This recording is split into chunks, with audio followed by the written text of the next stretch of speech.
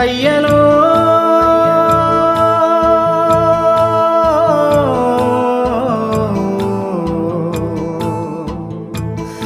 అయ్యలో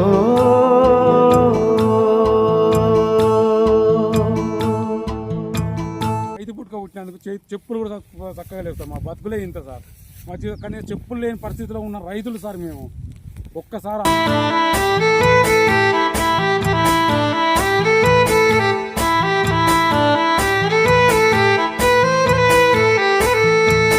రాగాలు తీసిన రైతన్న నేడు గాయాల పాలాయనే, రాజులే బతికిన రైతన్న నేడు దారిలే నోడాయనే. రాగాలు తీసిన రైతన్న నేడు గాయాల పాలాయనే, రాజులే బతికిన రైతన్న నేడు దారిలే నోడాయనే. నాడు పచ్చని పంటల్లో నెలవంక తీరు నిలిసిన రైతన్నా, వాడిపోయి నేడు రాలిపోతున్నాడు ఎవ్వరి పాపమన్నా. దేశానికే తిండి పెట్టేటి రైతు చేతులెత్తి వేడుకుంటుండు నేడు, చేతులెత్తి వేడుకుంటుండు నేడు. ఈ వ్యవసాయం చేస్తే ఏముంది సార్, ఏం మిగులుతుంది సార్? యువ రైతుగా నేను వచ్చి వ్యవసాయం చేస్తుంటే కనీసం ఈ నకిలీ విత్తనాలతోటి, నకిలీ ఎరువులతోటి, నకిలీ మందులతోటి ఇవాళ వ్యవసాయం ఎట్లా సార్? 3 లక్షల రూపాయలు ఖర్చు పెట్టింది సార్ వ్యవసాయానికి. 3 లక్షలు ఖర్చు పెట్టిన వ్యవసాయానికి కనీసం చూడండి సార్ ఒకసారి నా వ్యవసాయం ఎక్కడ సార్? రైతులు ఎక్కడ బతకనిస్తారు సార్? ఇక్కడ రైతులు బతకడానికి సోర్సు లేకుండా చేస్తారు సార్. తినడానికి తిండికి రైతు కావాలి సార్. కానీ పండించడానికి కావాల్సిన ఎరువులు, నాణ్యమైన ఎరువులు లేక, నాణ్యమైన విత్తనాలు లేక రైతులు ఎంత బాధపడుతుందో ఒక్కసారి ఆలోచించాలి సార్. తన పంటను బతికించగా అయ్యో తండ్రాట పడుతున్నాడు. అక్కడ చదువుకున్న చదువుకు ఉద్యోగాలు రాక, ఇక్కడ తిండి లేక వ్యవసాయం చేసుకుంటూ ఇలా పరిస్థితి వచ్చింది సార్. మాకు ఇవాళ ఏం లేదు సార్, సోర్సే లేకుండా కనీసం వ్యవసాయం చేసుకుని 2 ఎకరాలు 3 ఎకరాలు భూమి వ్యవసాయం చేసి బతకామనుకున్నా కూడా సోర్స్ లేకుండా ఉండిపోయింది సార్ పరిస్థితి. ఎక్కడి సార్ న్యాయం? ఎక్కడ జరుగుతుంది సార్? ఏ ప్రభుత్వం ఎక్కడ ఏం చేస్తుంది సార్? మాత్రం దిక్కులేదు సార్. రైతు దిక్కులేని స్థితిలో చచ్చిపోతుంది సార్. ఇక్కడ పెట్టుబడి పెట్టలేక, పంట వండియలేక, పట్టించిన పంటకు గిట్టుబాటు ధర లేక రైతు చచ్చిపోతుంది సార్. ఇవాళ రాత్రి పగలు నిద్ర లేకుండా కడుపు తింటే పొద్దున్న తిండి కూడా లేదు, తినకుండా వ్యవసాయం చేస్తుంటే కూడా పరిస్థితులు ఇట్లున్నాయి సార్. రైతుకు ప్రభుత్వాలు అన్యాయం చేస్తున్నాయి, ఈ యొక్క దళారులు అన్యాయం చేస్తున్నారు. ఒక్కటి అన్యాయం జరుగుతుంటుంది సార్ ఈ రాష్ట్రంలో అయితే. సార్ రేవంత్ రెడ్డి ఒక్కసారి ఆలోచించాలి. రైతుకు రుణమాఫీ కూడా, రైతు బంధు ఇవ్వడం కాదు సార్. రైతుకు కావాల్సిన ఎరువులు మీరు ఇవ్వండి సార్, విత్తనాలు మీరు ఇవ్వండి సార్. రైతులకు కావాల్సిన నాణ్యమైన పద్ధతిలో వ్యవసాయం చేసుకొని ఏఈఓలు ఉంటారు సార్. వాళ్ళు ఎందుకు సార్? రైతులకు అవగాహన కల్పించలేని మీ అధికారులు ఎందుకు సార్? ఇవాళ చూడతా 3 లక్షల పెట్టుబడి పెట్టినా సార్, ఆగమైపోయింది సార్. రైతు ఆత్మహత్య చేసుకునే పరిస్థితిలోకి వచ్చిన సార్ ఇవాళ నేను.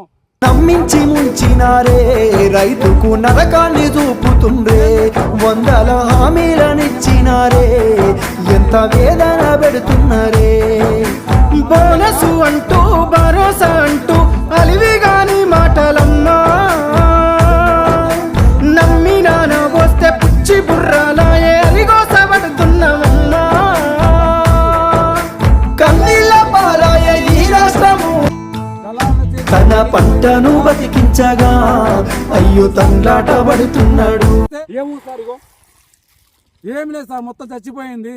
నాణ్యమైన విత్తనాలు లేకనా, నాణ్యమైన ఎరువులు లేకనా, నాణ్యమైన క్రిమి సంహార మందులు లేకనా రైతులు ఆత్మహత్య చేసుకునే పరిస్థితి ఇవాళ వచ్చింది సార్. ఒక్కసారి ఆలోచించాలి మా పరిస్థితి. ఇవాళ యువ రైతుగా సార్ నేను చదువుకున్నా సార్, BA చదువుకున్నా, డిగ్రీ చేసినా సార్, నాకు ఉద్యోగాలు లేవు. వచ్చి ఊర్లో వ్యవసాయం చేసుకుందామంటే ఇది సార్ పరిస్థితి. దళారుల చేతుల్లోకి వ్యవసాయం పోయింది సార్. దళారుల చేతిలోకి రైతు పోయిపోయింది సార్. పండించిన పంట గిట్టుబాటు ధర లేదు సార్. పండించిన పంట పండిస్తే కనీసం పెట్టుబడి పెట్టిన దాంట్లో కూడా రైతు గిట్టుబాటు వస్తలేదు సార్. ఒక్కసారి ఆలోచించి రేవంత్ రెడ్డి గారు చెప్తున్నారు సార్, ప్రభుత్వానికి విన్నవించుకుంటున్నా, రైతును ఆదుకోవాలి సార్. రైతుకు మీరే ఆదుకోవాలి సార్. ప్రభుత్వాలు రైతులకు గిట్టుబాటు ధర కల్పించాలి సార్. రైతులు ఆత్మహత్యలు చేసుకోవచ్చు సార్. రైతులు పండించిన పంట గిట్టుబాటు ధర వస్తలేదు సార్. దానికి మద్దతు ధర, గిట్టుబాటు ధరల రైతులకు మీరు ఇప్పించే బాధ్యత, పూచికత్తు మీరు తీసుకోవాల్సిన బాధ్యత మీరే సార్. ప్లీజ్ దండం పెట్టి చెప్తున్నారు రేవంత్ రెడ్డి గారు. రైతులకు నిజంగా ఇబ్బంది కలుగుతుంది సార్. ఇలాంటి దళారులతోటి నకిలీ విత్తనాలతోటి ఎన్ని రోజులు సార్ వ్యవసాయం చేసేది? ఎన్ని రోజులు సార్ రైతుకు మనగడా? ఎన్ని రోజులు సార్ రైతు జీవించేది? కంటికి నిద్ర లేదు సార్, కడుపుకు తిండి లేదు సార్. పండించేది మేము సార్, కష్టపడేది మేము సార్. మీకు ఇలా అన్నం పెట్టేది మేము. కనీసం రైతుకు ఇలా ఎలాంటి పరిస్థితుల్లో కంటికి నిద్ర లేకుండా కడుపు తిండి లేకుండా బతుకుతున్నటువంటి పరిస్థితి, బుక్కి మనం బతుకుతున్నాం సార్. ఏ చెట్టుకు ఊరేసుకోవాలని కూడా తెలుస్తలేని పరిస్థితిలో ఇలా రైతు ఉన్నారు సార్. ఒక్కసారి ఆలోచించాల్సిన బాధ్యత మీ ప్రభుత్వం మీద ఉంది సార్. మీరేదో క్రికెట్ ఏదో బెట్టింగ్ లేదో ఈట్కే ఏదో బెట్టింగ్లని అదని ఇదని కోట్ల రూపాయలు నష్టం చేస్తారు సార్. కానీ రైతుకు పడే నష్టాన్ని మాత్రం ఎవరు చూడట్లేదు సార్. ప్లీజ్ దయచేసి చెప్తున్నారు రేవంత్ రెడ్డి గారు ప్రభుత్వానికి విన్నవించి చెప్పుకుంటున్నా, రైతుకు న్యాయం చేయండి సార్. రైతును ఇబ్బంది పెట్టదు సార్. రైతు రైతు ఏడ్చినా ఇవాళ రాష్ట్రానికి నష్టమే జరుగుతుంది తప్ప రాష్ట్రానికి ఉపయోగం లేదు సార్. మీరు ప్రభుత్వం రైతులకు అది చేస్తున్నాను కదా సార్. రైతులకు పంట పండించడానికి విత్తనాలు ఫ్రీగా ఇవ్వండి సార్, ఎరువులు ఫ్రీగా ఇవ్వండి సార్. రైతు బంధు వద్దు సార్. మాకు కావాల్సింది విత్తనాలు, ఎరువులు. పంట పండించుకోవాలంటే మాకు కావాల్సినవి సార్. నాణ్యమైనవి ఇచ్చి మద్దతు ధర ఇవ్వండి సార్.